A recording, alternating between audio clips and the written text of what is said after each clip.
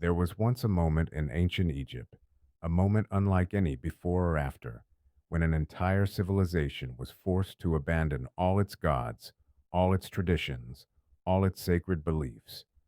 Ra, Osiris, Isis, Hathor, Anubis, all erased, temples sealed, priests stripped of power, statues smashed and cast aside, as if thousands of years of worship meant nothing, and all of it replaced by a single God, a God with no face, no body, only light, a presence that could not be carved, touched, or imagined.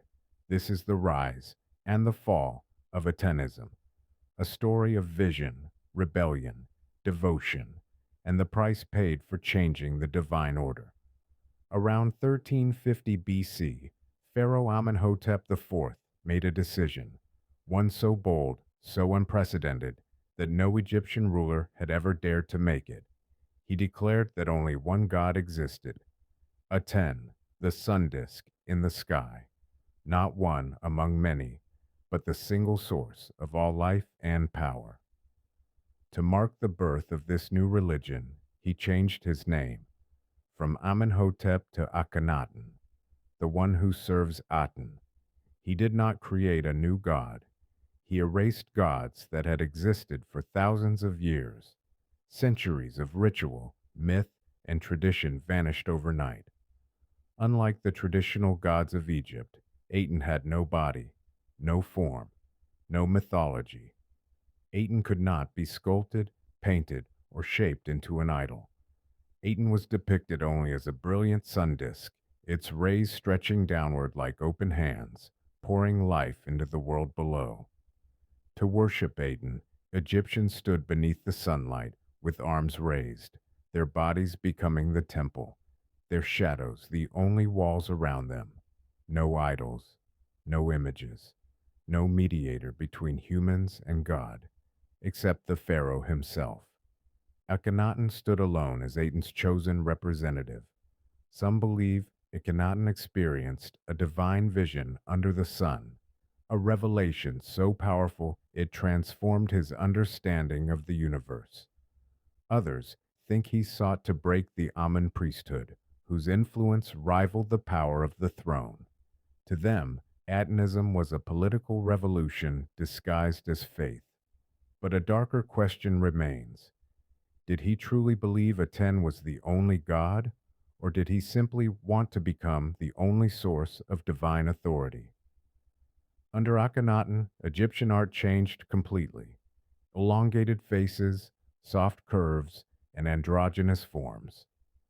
The entire artistic tradition bent to his new divine vision. Some say this represented Aten as the source of all life, both male and female. Others saw it as illness, isolation, or a belief beyond anything Egypt had ever known, a style as mysterious as the pharaoh himself. Life in Akhetaten was unlike any city, all rituals under direct sunlight, every ceremony open to the sky, untouched by shadow. Hymns echoed across the desert, melodies rising with the heat as the people sang praises to the living sun. Akhenaten abandoned Thebes and built a new capital in the desert, Akhetaten, a city carved from empty sand, dedicated entirely to Aten, a city rising from nothing, surrounded by cliffs carved with royal decrees, boundaries marked not just by stone, but by divine intention. Atenism demanded absolute exclusivity, no divided loyalties, no competing gods, only Aten and Aten alone. People whispered about famine, the anger of the old gods, crops withering under relentless heat, fears spreading like sand in the wind.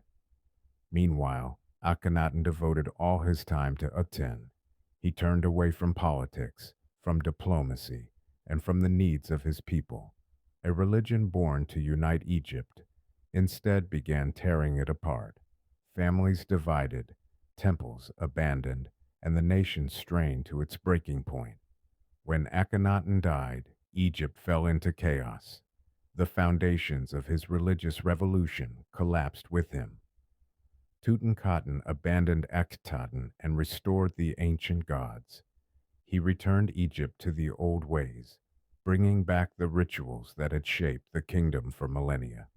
The temples of Aten were destroyed, Akhenaten's name erased, scratched from history as if it had never existed.